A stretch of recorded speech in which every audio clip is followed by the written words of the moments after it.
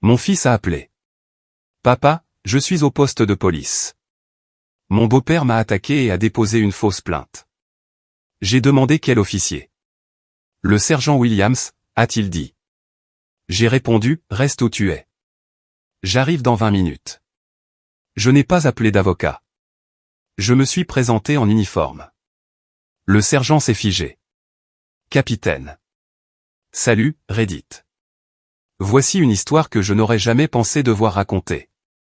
Une histoire sur les limites que nous fixons, celles que nous franchissons, et la fureur absolue d'un père poussé à bout. Parce que lorsque l'homme que mon ex-femme a épousé a posé la main sur mon fils, mon monde ne s'est pas simplement arrêté. Il s'est brisé en 1000 morceaux. Et puis il s'est reconstruit autour d'une seule et unique vérité, on ne touche pas à ce qui est à moi. Laissez-moi revenir en arrière et vous donner le tableau complet. Car ce qui s'est passé n'était pas un simple incident. C'était l'aboutissement de 2 ans de signaux d'alarme que j'avais documentés. 2 ans de pressentiment que quelque chose n'allait pas. 2 ans pendant lesquels mon ex-femme me disait que j'étais paranoïaque et surprotecteur. Il s'est avéré que je n'étais pas assez paranoïaque. Je suis Daniel Kane, 46 ans, capitaine de police avec 23 ans de service. Avant ça, 3 missions en Afghanistan. J'ai commencé comme simple soldat à Kandahar. J'ai gravi les échelons. Je suis rentré au pays et j'ai rejoint la police à 23 ans. J'ai fait des patrouilles pendant 5 ans. Je suis devenu inspecteur à 28 ans, sergent à 32, lieutenant à 38, et enfin capitaine à 42. Chaque grade gagné par le sang, la sueur, et plus d'heures supplémentaires qu'un être humain ne devrait en accumuler dans une vie. On s'habitue à la violence dans ce métier, à l'obscurité, à l'humanité dans ce qu'elle a de pire. J'ai vu des choses qui feraient démissionner la plupart des gens. Des corps dans des ruelles, des enfants pris dans des tirs croisés, des situations de violence domestique qui se sont terminées avec une personne qui ne s'en est pas sortie. On se forge cette carapace, cette distance professionnelle qui permet de faire le travail sans s'effondrer. Mais rien ne vous prépare au cauchemar bureaucratique du divorce. Surtout quand votre ex-femme épouse un homme qui sourit trop et qui, d'après mon expérience, cache bien trop bien ses secrets. Toujours un mauvais signe. Les types qui semblent trop parfaits, trop charmants, trop brillants sans effort visible. Ils cachent généralement quelque chose. J'ai arrêté assez d'escrocs et de manipulateurs pour reconnaître le genre. Victor Harrison était exactement ce genre-là. Jessica et moi avions divorcé quand Tyler avait 12 ans. Notre mariage se désagrégeait depuis des années. Mon travail, les nuits tardives, le danger constant qui accompagnait le port de l'insigne. Elle voulait la stabilité, la prévisibilité, un mari qui rentrait tous les soirs à 18 heures. Je ne pouvais pas lui offrir ça. Pas en dirigeant une unité des crimes majeurs, pas alors que la violence des gangs dans la ville était hors de contrôle. Le divorce fut relativement amical, considérant que nous nous étions mis d'accord sur la garde partagée, que nous avions divisé les biens équitablement et maintenu la civilité pour le bien de Tyler. Pendant 2 ans, tout allait bien.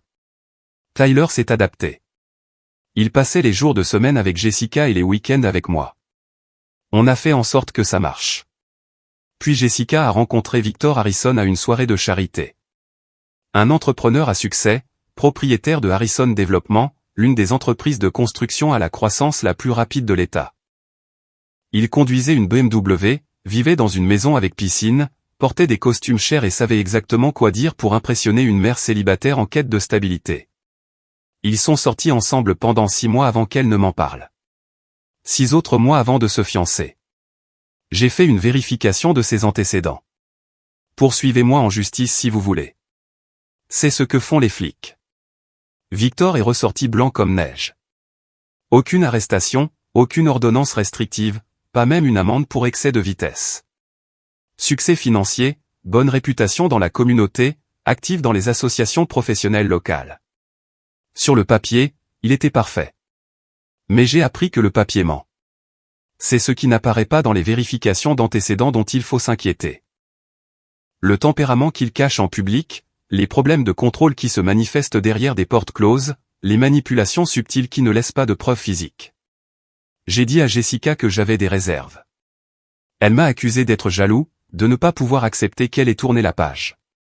Peut-être qu'elle avait en partie raison, mais j'étais surtout un flic avec un bon instinct. Et cet instinct me hurlait que quelque chose clochait chez Victor Harrison. Ils se sont mariés quand même. Cérémonie rapide, petite liste d'invités. Tyler était le porteur d'alliance. Je n'étais pas invité. Jessica a dit que ce serait gênant pour Victor. Ça aurait dû être mon premier vrai avertissement. Les changements chez Tyler ont commencé progressivement. Il est devenu plus silencieux lors de nos visites du week-end, plus renfermé. Quand je lui demandais comment ça se passait à la maison, il répondait « bien » sur ce ton que les enfants utilisent quand ils cachent quelque chose mais ne savent pas comment en parler. J'essayais de sonder doucement, mais il se refermait comme une huître. Jessica insistait sur le fait que tout allait bien. Victor était merveilleux avec Tyler. Il créait des liens. Tyler s'adaptait juste à la nouvelle dynamique familiale. « Donne-lui du temps », disait-elle. Ces choses prennent du temps. Mais le temps n'a pas arrangé les choses. Il les a empirées. J'étais assis dans mon bureau au commissariat un mardi après-midi. Le soleil filtrait à travers les stores, dessinant comme des barreaux de prison sur mon bureau. Mon uniforme était impeccable, comme toujours. Ma posture, droite comme un militaire, mais mes yeux, gris comme du métal de Canon, ne contenaient de la chaleur que pour 3 personnes, mon fils Tyler, mon partenaire de 15 ans et ma défunte mère. L'officier Jordan Foster a passé la tête par la porte. « Capitaine, le bureau du maire a encore appelé à propos de ce programme de sensibilisation communautaire.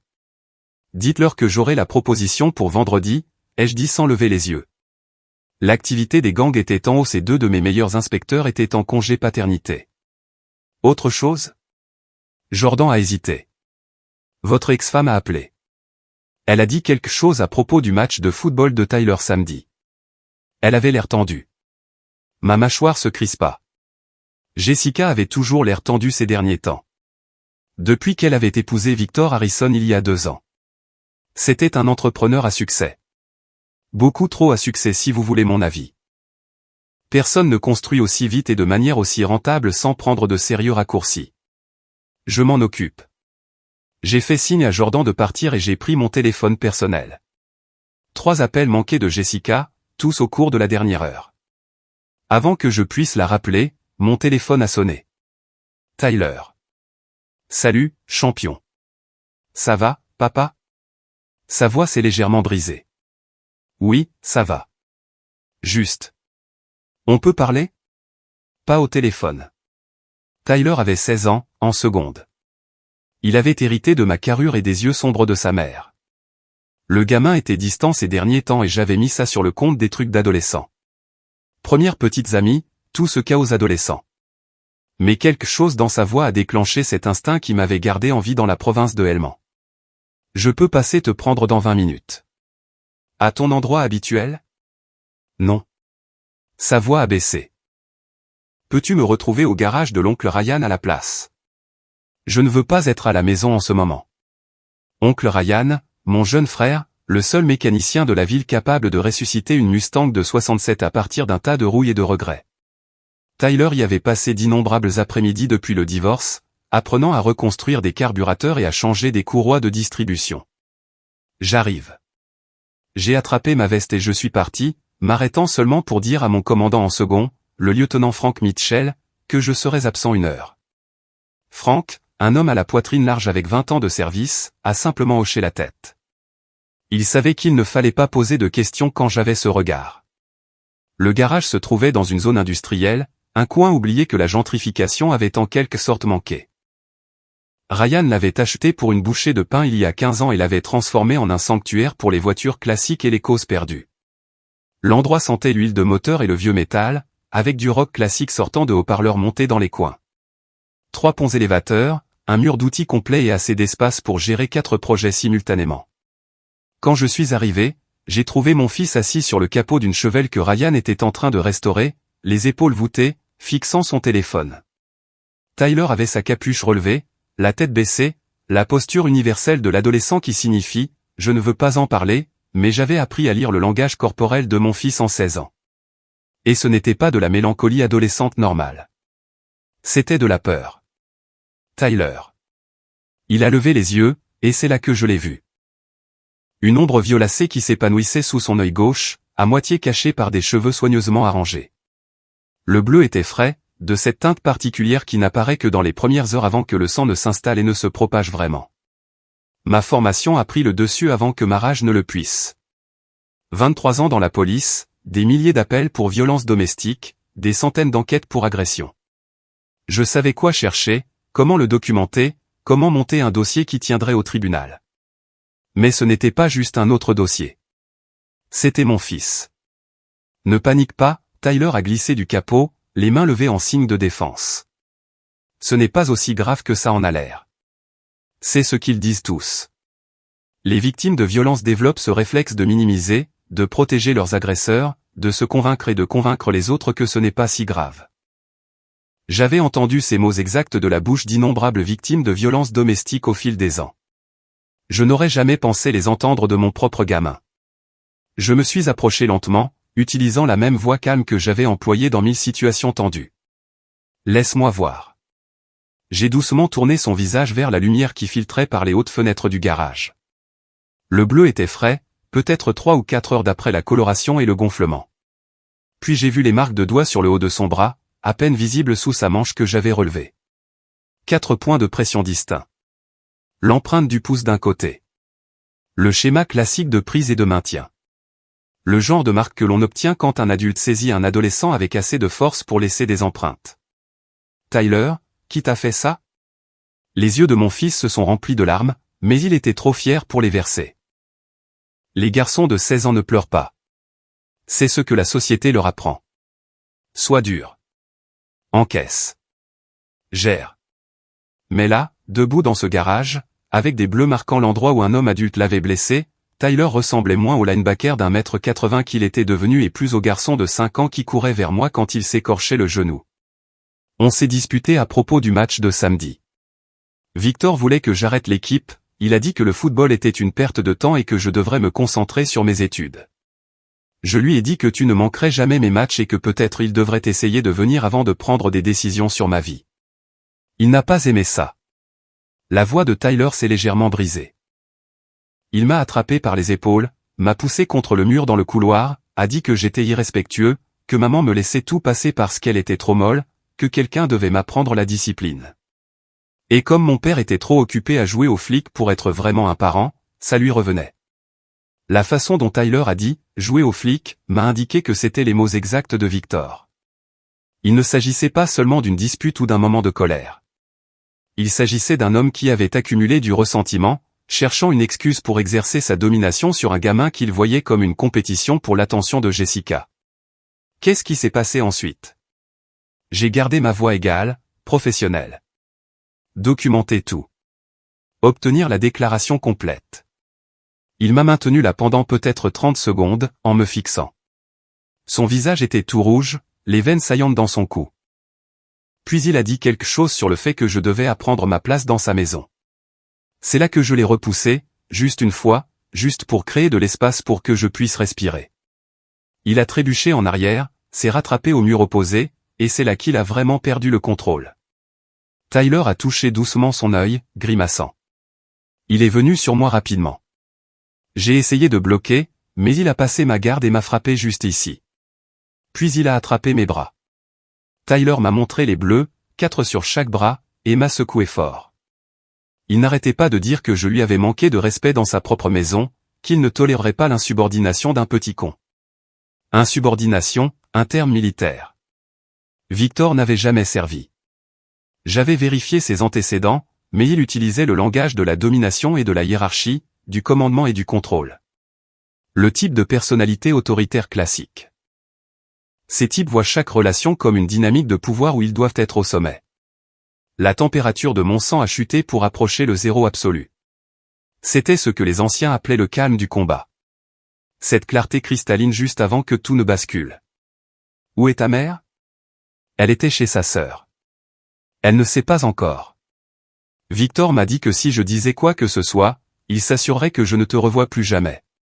Qu'il a des amis au tribunal des affaires familiales, qu'il pourrait prouver que tu es un parent inapte parce que tu n'es jamais là. J'ai serré mon fils dans mes bras. Je l'ai senti trembler contre ma poitrine. L'as-tu frappé en retour? Non, j'ai juste. Je suis parti, j'ai pris mon vélo et je suis venu ici. Tyler s'est dégagé, essuyant ses yeux.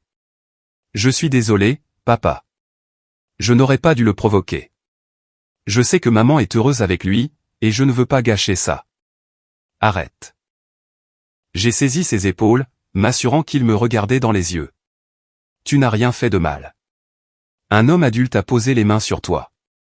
C'est une agression. C'est inacceptable. Mais maman. Je vais m'occuper de ta mère.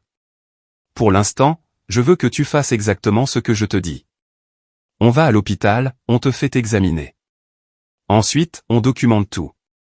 Tyler a hoché la tête, et j'ai vu la confiance dans ses yeux. Cette foi absolue que papa allait arranger ça.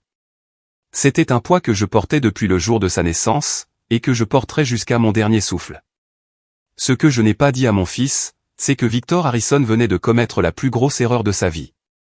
Parce qu'il y avait des règles dans mon monde, des lois que je faisais respecter, des codes selon lesquels je vivais. Mais il y avait une règle qui surpassait tout le reste. On ne touche pas à mon fils. Jessica Harrison, anciennement Jessica Kane, fixait son reflet dans le miroir de la salle de bain de sa sœur. Elle essayait de se convaincre que l'oppression dans sa poitrine n'était que de l'anxiété à propos du prochain match de football de Tyler. Ça va là-dedans, appela sa sœur Lorraine à travers la porte. Oui, donne-moi juste une minute. Elle s'aspergea le visage d'eau froide. À 43 ans, Jessica avait bien vieilli. Yoga, soin de la peau coûteux et la vie confortable que Victor lui offrait.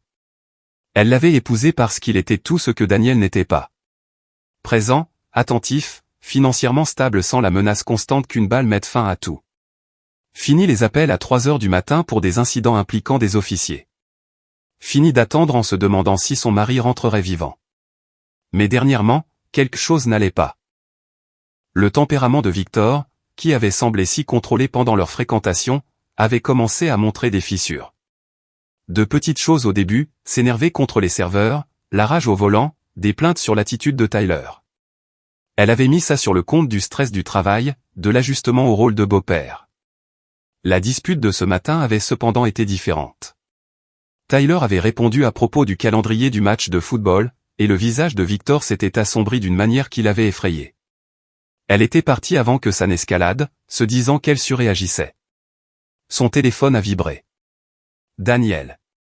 Son estomac se serra encore plus. Nous devons parler. C'est à propos de Tyler. Peux-tu me retrouver à l'hôpital général du comté dans 30 minutes? L'hôpital général? Est-ce qu'il va bien? Qu'est-ce qui s'est passé? Retrouve-moi là-bas, Jessica.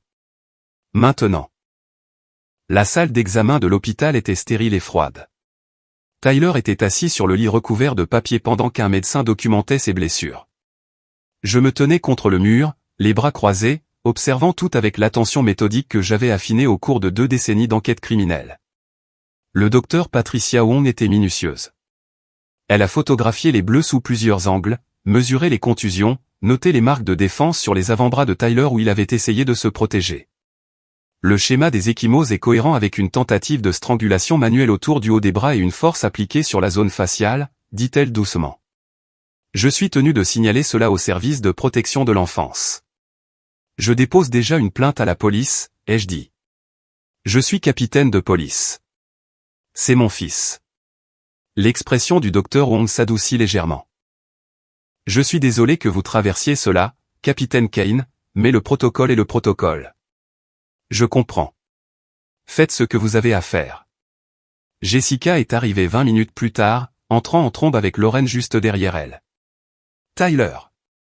Oh mon Dieu, que s'est-il passé? Elle se précipita vers lui, ses mains planant au-dessus de son visage, comme si elle avait peur de le toucher. C'est Victor qui a fait ça, ai-je dit d'un ton neutre. Jessica se figea. Quoi? Non, c'est. Il doit y avoir un malentendu. Pas de malentendu, maman, dit doucement Tyler. Il m'a attrapé, m'a poussé contre le mur, puis m'a frappé quand je l'ai repoussé. Le visage de Jessica s'effondra. Mais Victor ne ferait pas ça. Il n'a jamais. Il l'a fait, Jessica, ai-je coupé. Et je porte plainte. Agression sur mineur. Violence domestique. Et potentiellement plus selon ce que les services de protection de l'enfance trouveront. Tu ne peux pas. Jessica se tourna vers moi, les yeux fous. Ça va le détruire, son entreprise, sa réputation. Il aurait dû y penser avant de poser les mains sur notre fils. Lauren s'avança, posant une main sur le bras de sa sœur. Jess, regarde le visage de Tyler. Regarde ce qu'il a fait. Jessica sembla alors s'effondrer, s'affaissant sur une chaise. Je ne savais pas. Je n'ai pas vu ça venir. Il est stressé, mais je pensais. Tu pensais quoi? Ai-je demandé, ma voix plus dure que je ne l'avais prévu. Que c'était normal qu'il passe son stress sur Tyler? Que le garçon devait juste s'endurcir et faire avec? Non, bien sûr que non. Jessica leva les yeux vers moi, son mascara coulant. Je pensais que je protégeais Tyler en lui donnant un foyer stable. En lui donnant une figure paternelle qui serait réellement présente. Ça a fait mal, mais je n'ai pas mordu à l'hameçon. Tyler a déjà un père. Ce dont il avait besoin, c'était que sa mère le protège d'un beau-père violent. Le silence dans cette pièce était écrasant. Tyler assis sur la table d'examen, semblant plus petit que son mètre 80. Jessica pleurant doucement sur la chaise. Lauren debout entre nous comme un arbitre. Et moi, sentant la fureur froide qui m'avait porté à travers les zones de guerre se transformer en quelque chose de plus dangereux. Une détermination absolue. Mon téléphone a sonné. Le commissariat. Capitaine, nous avons une situation, a dit Jordan quand j'ai répondu. Victor Harrison vient de se présenter au poste, affirmant que Tyler l'a attaqué. Il a des contusions aux côtes et il exige de porter plainte. Il prétend aussi que vous l'avez menacé. Bien sûr qu'il l'a fait. Un coup intelligent, en fait. Anticiper le récit. Jouer la victime. Brouiller les pistes. Gardez-le là, ai-je dit. J'arrive. J'ai regardé Jessica. Ton mari vient de se présenter à mon commissariat pour tenter de porter plainte contre Tyler pour agression. Tu dois décider maintenant de quel côté tu es, parce que ça va devenir très moche. Jessica a regardé Tyler, son visage meurtri, les preuves de ce que son mari avait fait. Je dois parler à Victor. Il doit y avoir une explication. Il n'y a aucune explication qui rende ça acceptable, ai-je dit. Mais fais ce que tu as à faire. Tyler vient avec moi. Le commissariat était un chaos contrôlé quand nous sommes arrivés. Victor Harrison était assis dans la salle d'interrogatoire 2, jouant la victime avec une performance digne d'un Oscar. Je pouvais le voir à travers la vitre sans teint, soigneusement décoiffé, se tenant les côtes comme si elles étaient cassées, son visage arrangé en un masque d'indignation vertueuse. Il avait changé de vêtements depuis l'incident, portant maintenant une chemise et un pantalon, l'air respectable, l'air d'une victime. Jordan m'a informé à l'extérieur de la salle d'observation. Il prétend que Tyler l'a attaqué sans provocation ce matin vers 10 heures. Il dit que le gamin a des problèmes de gestion de la colère depuis des mois, qu'il y a eu de multiples incidents d'abus verbal et de menaces. Il exige que des poursuites soient engagées pour coups et blessures, et il menace d'intenter un procès civil pour détresse émotionnelle et frais médicaux. A-t-il mentionné la partie où c'est lui qui a agressé un mineur? Il dit que Tyler l'a attaqué en premier et qu'il se défendait. Il prétend que les blessures de Tyler proviennent d'une chute pendant l'altercation ou que Tyler s'est frappé lui-même pour faire croire que Victor l'avait blessé. Il a une explication pour tout.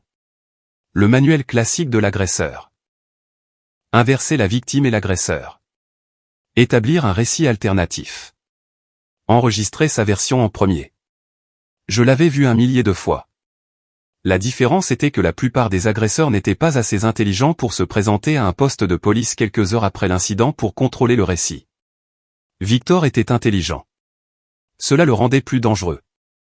Où est Frank? Déjà là-dedans, en train de prendre sa déclaration. Capitaine, vous savez que vous ne pouvez pas être impliqué dans cette enquête. Vous êtes trop proche. N'importe quel avocat de la défense digne de ce nom invoquera le parti pris, le conflit d'intérêts, l'objectivité compromise. Elle avait raison, et je détestais ça. Protocole standard lorsque des officiers ou leurs familles sont impliqués.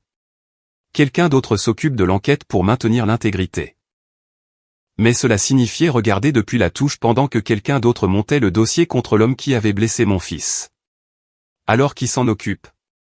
Le lieutenant Mitchell l'a assigné à l'inspectrice Karen Stevens. Elle arrive maintenant. Elle devrait être là dans 20 minutes. Karen Stevens. 15 ans à l'unité des victimes spéciales, spécialisée dans les cas de violence domestique et de maltraitance infantile. Dure comme le roc, minutieuse comme l'enfer, et elle n'achèterait pas la performance de Victor une seconde. Elle avait vu assez de menteurs pour en reconnaître un quand elle en voyait un. Si quelqu'un pouvait boucler cette affaire, c'était bien Karen. Bien. Je veux que tout soit fait dans les règles. Chaque procédure suivie à la lettre. Pas de raccourci, pas de supposition, rien qui puisse être contesté au tribunal. Cette affaire doit être béton. Je me suis tourné vers Tyler, qui était resté silencieux depuis notre arrivée, observant tout avec ses yeux sombres qui semblaient trop vieux pour 16 ans. Champion, l'inspectrice Stevens va t'interroger. Raconte-lui tout exactement comme ça s'est passé. N'embellis rien. N'oublie rien. Juste la vérité. Tu peux faire ça? Et Victor? Laisse-moi m'occuper de Victor. À travers la vitre, je regardais Frank Mitchell continuer à prendre la déposition de Victor. Mon commandant en second était bon dans son travail, calme, professionnel, laissant les suspects se piéger eux-mêmes. Victor était maintenant animé, gesticulant avec ses mains, construisant son histoire avec la confiance de quelqu'un qui se croit plus malin que les gens qui l'enquêtent. Il dit que Tyler est de plus en plus agressif ces derniers temps, rapporta Jordan, écoutant le flux audio via une oreillette. Il prétend qu'il y a eu des incidents où Tyler l'a menacé, a détruit des biens, a montré des tendances violentes. Il dit que Jessica est dans le déni concernant les problèmes de comportement de Tyler parce qu'elle ne veut pas admettre que son fils a besoin d'aide. Chaque mot que Victor prononçait était un autre clou dans son propre cercueil. Parce que nous avions des preuves médicales qui contredisaient sa chronologie, des témoignages qui contestaient sa version des faits, et des preuves matérielles qui racontaient la véritable histoire. Mais Victor ne le savait pas encore. Il pensait qu'il était en train de gagner. Karen Stevens est arrivée 30 minutes plus tard. Petite, trapue, avec le genre d'intensité qui rendait les suspects nerveux. Elle a examiné les photos médicales, lu la déclaration préliminaire de Tyler et étudié Victor à travers la vitre pendant une bonne minute avant de parler. Il est bon, dit-elle enfin. Confiant, cohérent, a des réponses prêtes, mais il est trop récité. Les vraies victimes hésitent, doutent d'elles-mêmes, montrent des réponses émotionnelles qui correspondent au traumatisme. Lui, il joue la comédie. Pouvez-vous le faire craquer? Pas besoin. Les preuves médicales le feront pour moi. Ces marques de doigts sur les bras de Tyler ne mentent pas. Le schéma des ecchymoses, la force requise pour laisser ses empreintes. Ce n'est pas compatible avec de l'autodéfense.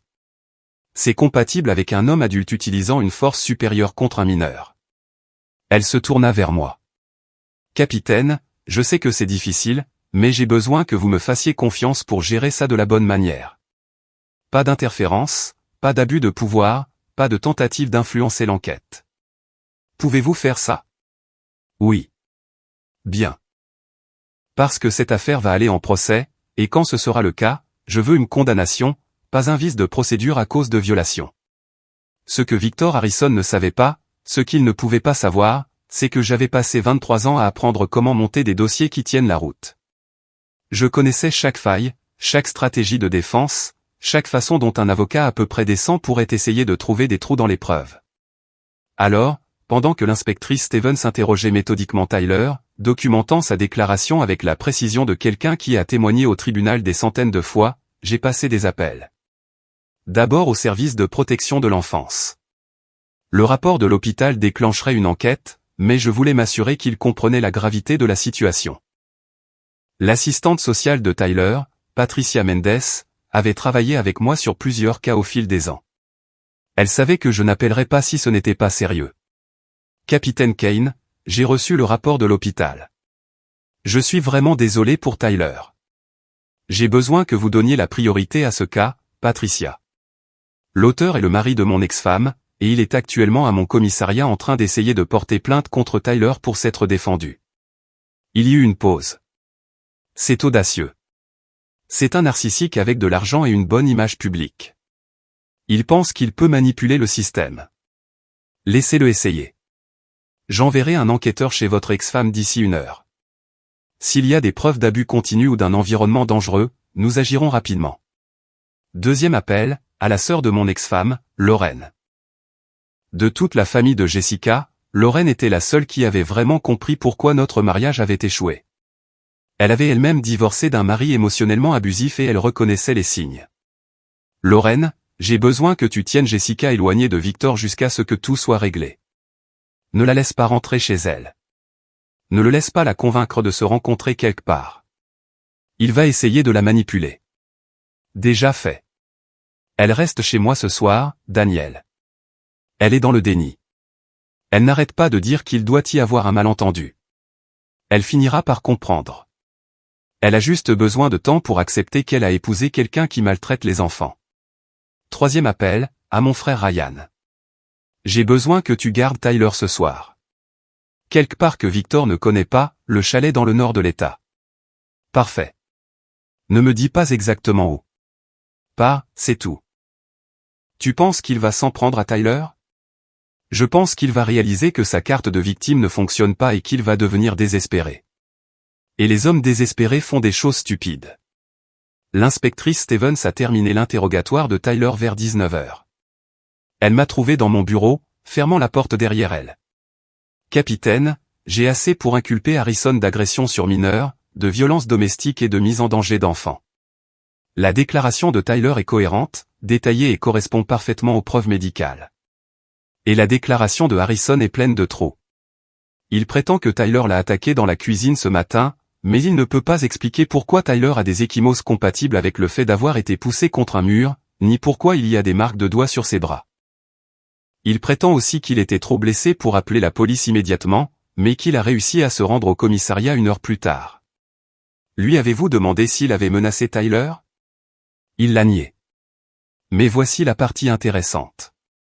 Quand je lui ai posé des questions sur sa relation avec Tyler en général, il est devenu sur la défensive. Il a commencé à parler de la façon dont Tyler lui manque de respect, sape son autorité, retourne Jessica contre lui. Mentalité classique de l'agresseur. C'est la faute de tout le monde sauf la sienne. Et les bleus sur ses côtes? Stevens a sorti sa tablette, m'a montré des photos. Blessure défensive compatible avec quelqu'un qui le repousse. Le récit de Tyler, qu'il a repoussé une fois, correspond parfaitement. Alors, quelle est votre recommandation? L'arrêter ce soir. Ne pas lui laisser le temps de prendre un avocat, d'inventer une histoire ou d'intimider les témoins. Nous avons des motifs raisonnables, nous avons des preuves, et nous avons une victime crédible et cohérente. Je voulais ressentir de la satisfaction. Au lieu de ça, je me sentais juste fatigué. Faites-le. Ils ont arrêté Victor Harrison à 20h47. J'ai regardé à travers la vitre Frank Mitchell lui lire ses droits. Le visage de Victor est passé par le choc, l'indignation, la colère, toutes les émotions de quelqu'un qui croyait sincèrement qu'il s'en tirerait. C'est de la folie, a crié Victor. C'est moi la victime ici. Ce gamin m'a attaqué. Monsieur Harrison, vous avez le droit de garder le silence, a dit calmement Frank. Je vous suggère de l'utiliser. Je veux mon avocat. C'est du harcèlement. Je connais mes droits. Vos droits incluent le droit à un avocat. Vous serez autorisé à passer un appel depuis le poste. Ils l'ont emmené, menotté, et j'ai ressenti une sombre satisfaction en le regardant réaliser la gravité de sa situation. Ça n'allait pas s'arranger avec du charme et de l'argent. C'était réel. Mon téléphone a sonné. Jessica. Daniel, ils ont arrêté Victor. Ils disent qu'il a agressé Tyler. C'est une erreur. Ce n'est pas une erreur, Jessica. Il a fait exactement ce que Tyler a dit qu'il a fait. Et maintenant, il en subit les conséquences. Mais la police est venue à la maison. Ils ont pris des photos, ont tout fouillé, m'ont posé toutes ces questions sur notre relation et comment Victor traite Tyler. Ce sont les services de protection de l'enfance qui font leur travail, qui protègent les enfants des agresseurs. Victor n'est pas un agresseur. Sa voix s'est brisée. C'est un homme bien qui a fait une erreur sous le coup du stress. Les hommes bien ne battent pas les enfants, Jessica.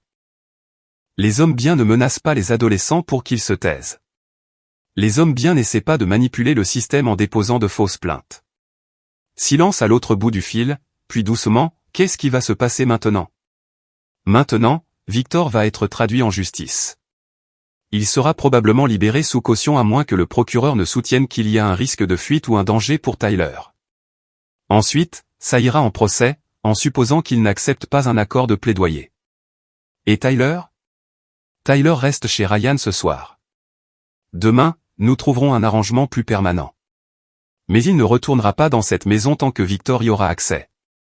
Cette maison est aussi la mienne. Alors tu dois décider si tu vas être du côté de ton fils ou de ton mari, parce que tu ne peux pas faire les deux. Elle a raccroché sans répondre. Victor Harrison a été libéré sous caution le lendemain matin. 50 000 $ versés par son associé moins d'une heure après sa comparution. Le juge a ajouté des conditions, aucun contact avec Tyler. Aucun contact avec moi. Restez à l'écart de la résidence de Jessica. Surveillance GPS obligatoire. Je savais que ces conditions ne le retiendraient pas longtemps. Les hommes comme Victor n'acceptent pas la défaite. Il riposte. Jordan m'a trouvé à mon bureau en train d'examiner des dossiers. Capitaine, vous devez voir ça. Elle m'a tendu son téléphone. La page Facebook de Victor, publiée il y a 20 minutes. Faussement accusé de maltraitance d'enfants par un ex-mari vindicatif qui ne peut pas accepter que sa famille ait tourné la page. La vérité éclatera. La justice prévaudra. Fausse accusation, droit des pairs, la vérité compte, le message avait déjà 43 partages et des centaines de commentaires.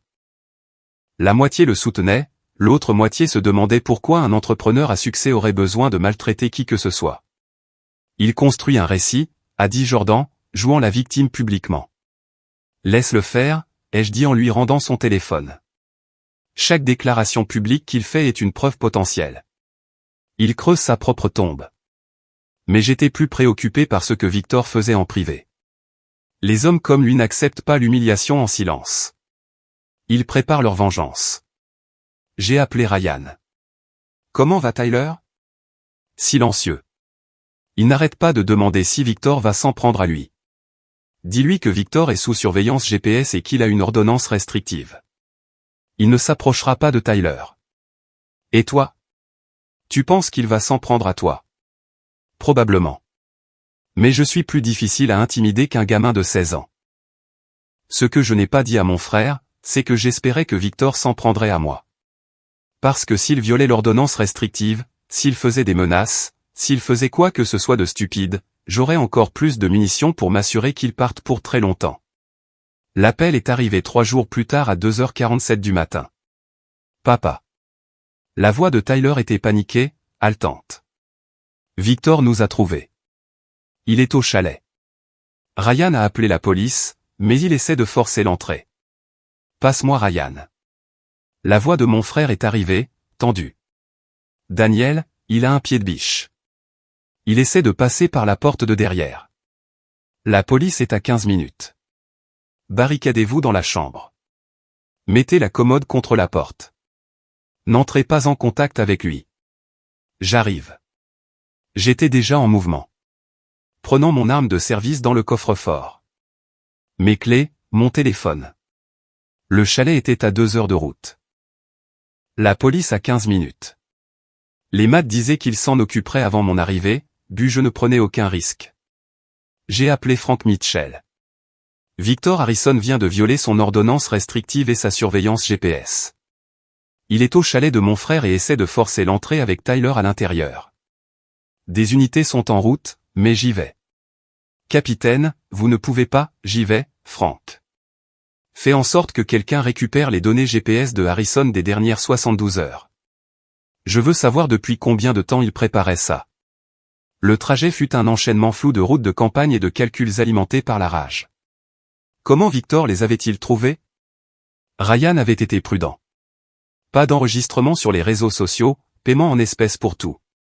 Quelqu'un avait dû les suivre ou Victor avait des relations que j'ignorais. Quand je suis arrivé, 3 voitures de patrouille étaient déjà là.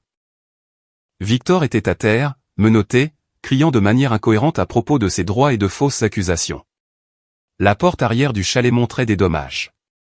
Du bois éclatait là où il avait essayé de la forcer. J'ai trouvé Tyler et Ryan à l'intérieur, tous deux secoués mais indemnes. Ils criaient que Tyler avait ruiné sa vie, a dit doucement Ryan. Que nous avions tous conspiré contre lui, qu'il allait s'assurer que Tyler paie pour ce qu'il avait fait. Tyler était assis sur le canapé, les bras enroulés autour de lui. Je l'ai entendu dire qu'il allait tous nous tuer, puis toi. Puis lui-même. Il a dit que s'il ne pouvait pas récupérer sa vie, personne n'aurait rien.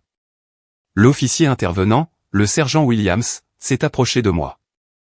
Capitaine Kane, nous l'avons pour effraction, tentative de cambriolage, harcèlement et violation de l'ordonnance restrictive. Le procureur voudra ajouter des menaces de nature terroriste sur la base de ce que le gamin a entendu. Les données GPS ont déjà été récupérées. Il tourne dans cette zone depuis 6 heures. Il essayait probablement de trouver le bon chalet. Il y en a 12 dans ce secteur. Il a dû les vérifier un par un. 6 heures de traque. 6 heures de planification de violence. 6 heures. Cela aurait l'air absolument accablant au tribunal. A-t-il déjà un avocat? Son avocat est en route. James Porter. Vous en avez entendu parler? Malheureusement, oui. Porter était cher, impitoyable et spécialisé dans la défense de l'indéfendable. Il avait fait acquitter des clients coupables sur des vices de procédure plus de fois que je ne pouvais compter. Cette affaire est béton, ai-je dit. Assurez-vous que chaque procédure est documentée, chaque déclaration enregistrée, chaque preuve photographiée et consignée. Porter va chercher la moindre erreur, le moindre oubli, tout ce qu'il peut utiliser. C'est déjà en cours, capitaine. La comparution de Victor Harrison le lendemain matin fut un spectacle.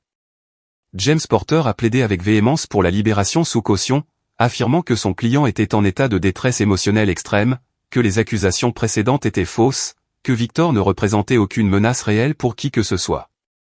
La procureure, l'adjointe du procureur Rachel Morrison, a contre-attaqué avec les données GPS montrant 6 heures de traque, la déclaration de Tyler sur les menaces de mort et les preuves physiques de la tentative d'effraction.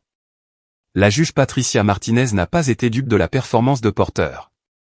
Monsieur Harrison, vous étiez en liberté sous caution avec des conditions explicites, notamment une surveillance GPS et une ordonnance restrictive. Vous avez violé les deux en traquant votre beau-fils jusqu'à un endroit isolé, en tentant de forcer l'entrée de la résidence et en proférant des menaces contre plusieurs personnes, dont un mineur et un capitaine de police. La caution est refusée. Vous resterez en détention en attendant votre procès. Le visage de Victor est devenu violet. C'est de la folie. J'ai des droits. Je suis persécuté. Vous avez le droit de garder le silence jusqu'à votre procès, a dit froidement la juge Martinez. Je vous suggère de l'exercer. Alors qu'on emmenait Victor, il a croisé mon regard. La haine qui s'y lisait était pure et non diluée. Ce n'était pas fini. Pas pour lui. Mais il venait de garantir sa propre condamnation. Le procès a mis 4 mois à commencer. Porter a essayé toutes les manœuvres dilatoires possibles.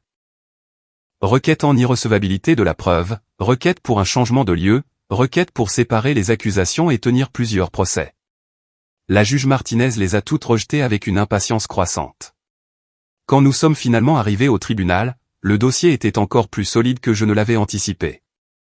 L'accusation avait tout, les preuves médicales du Dr Hong, les déclarations cohérentes de Tyler à travers plusieurs entretiens, les données GPS montrant le schéma de traque de Victor, les preuves matérielles de la tentative d'effraction au chalet, le témoignage de Ryan, les déclarations des voisins sur le tempérament de Victor, et mon propre témoignage sur l'escalade du comportement et des menaces de Victor. L'accusation a appelé 14 témoins sur 6 jours. Chacun ajoutait une autre pièce au puzzle, une autre brique au mur qu'il construisait autour de Victor. Le docteur Hong a témoigné sur les preuves médicales, les schémas d'échymose, les calculs de force, la chronologie qui contredisait la version de Victor.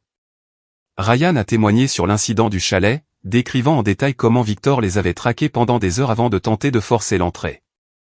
Les voisins ont témoigné avoir entendu des disputes bruyantes, avoir vu Tyler quitter la maison contrarié à plusieurs reprises. La stratégie de défense de Porter était prévisible mais désespérée. Dépeindre Tyler comme un adolescent à problème avec des problèmes de colère. Suggérer que je manipulais mon fils pour me venger du nouveau mari de Jessica. Laisser entendre que les actions de Victor au chalet étaient un appel à l'aide désespérée plutôt que de véritables menaces. Il a fait venir un psychologue qui a témoigné sur le trouble oppositionnel avec provocation chez les adolescents, suggérant que les problèmes de comportement de Tyler étaient négligés par un père permissif. Tout s'est effondré le 3e jour lorsque l'accusation a diffusé l'appel au 911 depuis le chalet. La voix de Ryan, calme mais urgente, décrivant Victor essayant de forcer l'entrée. Puis, faiblement en arrière-plan, mais sans équivoque sur l'audio nettoyé, Victor criant « Je vais tous vous tuer. Vous avez détruit ma vie. Tyler, t'es mort. Tu m'entends? Mort. Et ensuite, ton père le flic. Les visages des jurés disaient tout. Ce n'était pas un malentendu ou un appel à l'aide. C'était un homme dangereux qui avait menacé de tuer un enfant, son frère et un officier de police. Plusieurs jurés semblaient visiblement secoués. Une femme au dernier rang essuya ses yeux. Tyler a témoigné le 4e jour. Il était nerveux mais solide, vêtu d'une chemise et d'une cravate, paraissant plus jeune que ses 16 ans. J'étais assis au fond de la salle d'audience, regardant mon fils affronter l'homme qui l'avait blessé. Il m'a fallu toute ma volonté pour ne pas intervenir, ne pas me lever et prendre le relais, ne pas le protéger comme chaque fibre de mon être me hurlait de le faire. Mais Tyler n'avait plus besoin de protection. Il avait besoin de dire sa vérité. La procureure, Rachel Morrison, l'a guidé méthodiquement à travers les événements. Ce qui s'est passé ce matin-là, ce que Victor a dit, comment il a attrapé Tyler, le coup de poing, les menaces. La voix de Tyler est restée stable tout du long, ne vacillant jamais, n'embellissant jamais, juste les faits, exactement comme il s'était produit. « Avez-vous attaqué votre beau-père ce matin-là » a demandé Morrison. « Non, madame. Il m'a attrapé le premier et m'a poussé contre le mur. Je l'ai repoussé une fois pour créer de la distance afin de pouvoir sortir du couloir. C'est tout. Pourquoi êtes-vous allé au garage de votre oncle au lieu d'appeler la police immédiatement » Tyler a baissé les yeux sur ses mains. J'avais peur. Victor m'a dit que si je disais quoi que ce soit, il s'assurerait que je ne revois plus jamais mon père. Il a dit qu'il avait des amis au tribunal des affaires familiales, qu'il pourrait prouver que mon père était un parent inapte à cause de son travail. Je l'ai cru. Porter a tenté d'ébranler Tyler lors du contre-interrogatoire, mais mon fils a tenu bon. À chaque question que Porter lui lançait, Tyler répondait calmement et de manière cohérente. Il était clair que Porter devenait frustré. Le gamin ne craquait pas, ne se contredisait pas, ne lui donnait rien à exploiter. Vous vous attendez à ce que ce jury croie qu'un athlète de 16 ans n'aurait pas pu faire plus de dégâts si vous aviez vraiment voulu vous battre? Je n'essayais pas de me battre, monsieur. J'essayais de m'échapper. Il y a une différence. Votre père vous a appris l'autodéfense, n'est-ce pas? Des techniques de police, un entraînement au combat de son service militaire. Il m'a appris à me défendre si nécessaire et à désamorcer la situation lorsque c'est possible. Ce matin-là, j'ai désamorcé la situation en partant. Comme c'est pratique que vous soyez allé directement au garage de votre oncle où votre père pouvait être appelé pour voir vos blessures. Ce n'est pas pratique, monsieur. C'est là que je me sentais en sécurité. Porter n'avait rien. Le témoignage de Tyler était inébranlable. Jessica a témoigné pour l'accusation, ce qui a surpris tout le monde, y compris moi. Lorraine avait passé des semaines à lui parler, l'aidant à voir la réalité de ce que Victor avait fait. Au moment où elle a pris la barre, Jessica était prête à dire la vérité. Avez-vous vu des signes de violence avant l'incident avec Tyler? Pas de violence physique, mais Victor avait un tempérament. Il s'énervait contre Tyler pour de petites choses. Il faisait des commentaires sur le fait que Tyler était irrespectueux ou gâté. Je pensais que c'était juste des problèmes d'adaptation. Une tension normale entre beau-père et beau-fils. J'avais tort. Croyez-vous le récit de votre fils sur ce qui s'est passé? La voix de Jessica s'est brisée. Oui, je crois Tyler. Et j'ai honte de ne pas l'avoir mieux protégé. Le verdict est tombé après 8 heures de délibération. Coupable sur tous les chefs d'accusation, agression sur mineurs, violence domestique, harcèlement, tentative de cambriolage, menace de nature terroriste, violation d'une ordonnance restrictive. La sentence a été prononcée 2 semaines plus tard. La juge Martinez a écouté les déclarations d'impact de Tyler, de moi, de Jessica. Puis elle a rendu sa décision. Monsieur Harrison, vous avez systématiquement maltraité un enfant mineur sous votre garde, puis tenté de manipuler le système judiciaire pour éviter les conséquences. Quand cela a échoué, vous avez traqué votre victime jusqu'à un endroit isolé avec l'intention de lui faire du mal, ainsi qu'à d'autres. Vous n'avez montré aucun remords, aucune compréhension de la gravité de vos actes. Je vous condamne à 25 ans de prison d'État. Sans possibilité de libération conditionnelle avant 18 ans. Au moment où Victor Harrison sortirait, s'il survivait à la prison, il aurait 68 ans, brisé, insignifiant et ne représentant une menace pour personne. 6 mois après le procès, les Bleus de Tyler avaient complètement disparu. Il a été sélectionné dans l'équipe de football universitaire, a commencé à sortir avec une fille de sa classe de chimie et a commencé à parler d'université. Les cauchemars se faisaient moins fréquents. La peur dans ses yeux avait disparu. Jessica a emménagé dans un appartement à 2 rues du mien. Elle et Tyler reconstruisaient leur relation lentement, avec des conversations honnêtes et l'acceptation que la confiance, une fois brisée, met des années à se réparer. Mais ils essayaient. C'était suffisant. Si vous avez aimé cette vidéo, n'hésitez pas à cliquer sur le bouton d'abonnement. Cela aide vraiment la chaîne et nous aide à vous apporter plus d'histoires de meilleure qualité.